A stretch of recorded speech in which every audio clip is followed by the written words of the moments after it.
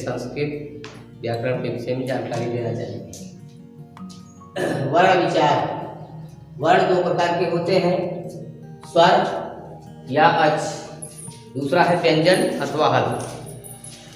अब स्वर की परिभाषा आप इस प्रकार से समझें।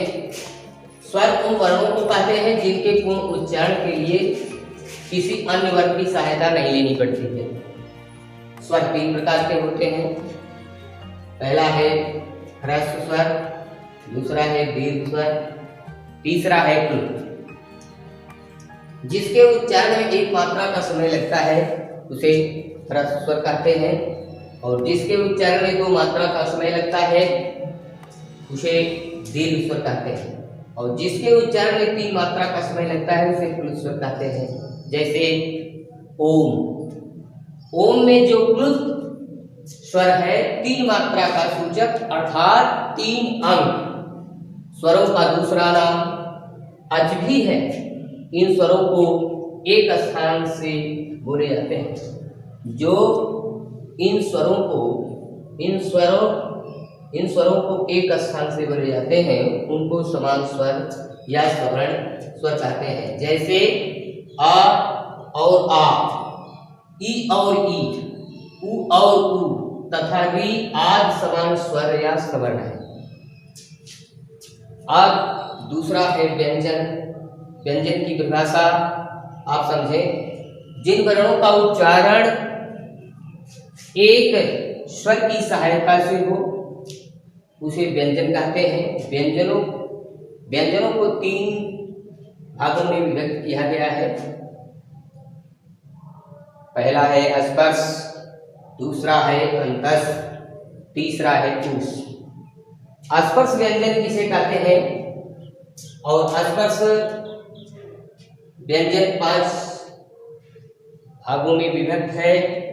पहला कवर, जिसको इस प्रकार से समझे क ख ग घ ङ। चवर का मतलब च छ ज झ इया। टवर का मतलब ट ठ ड ढ ढ।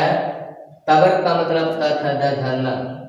पवर का मतलब प फ ब भ म। अंतस्थ, जिसमें य र ल व, और उष श श स ह। संयुक्त व्यंजन त्र। संयुक्त व्यंजन किसे कहते हैं? त्र। जैसे अब त्र में त और र मिला हुआ है।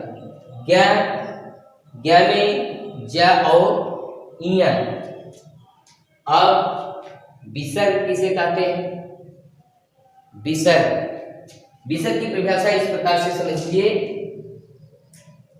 स्वरों के आगे जो दो बिंदुओं को विसर्ग कहते हैं। जैसे रामः, श्यामः, तथा, प्रातः। इस प्रकार से विसर्ग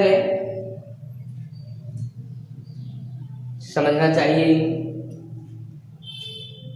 शब्दों के आगे अगर हम दो बिंदुओं को अगर लगा देते हैं तो वो विसर्ग आपका बन जाता है। अब अगले दिन आपको जो है व्याकरण के विषय में जानकारी देना चाहेंगे। आज आपको हम वर्ण विचार, स्वर और व्यंजन, इन सब के विषय में जानकारी दी है। इस प्रकार से आपको व्याकरण की जानकारी देते हुए पाठ्य विषयों में भी प्रकाश डालेंगे।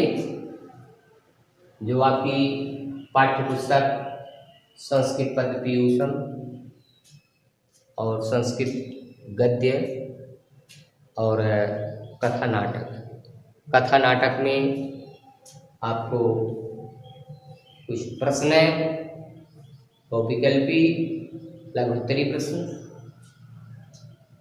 जो है लिखवाएंगे। आपको नोट करना भी पड़ेगा। आज बस